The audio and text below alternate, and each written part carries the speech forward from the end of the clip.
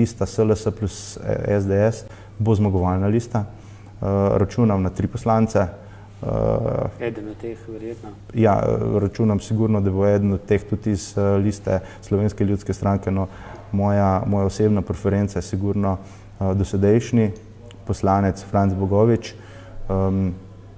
Mislim, da je pokazal zelo dober občutek za politiko. Jaz sem celo, ko so me vprašali, rekel, da je Bogovič ena največja investicija, ki smo jo mi imeli v Bruslu ta čas, če sam pogledamo ta projekt Pametne vasi, ki ga je pripeljal tudi v Slovenijo. Ta projekt, bom rekel, v generalnem je vreden 13,5 milijard evrov.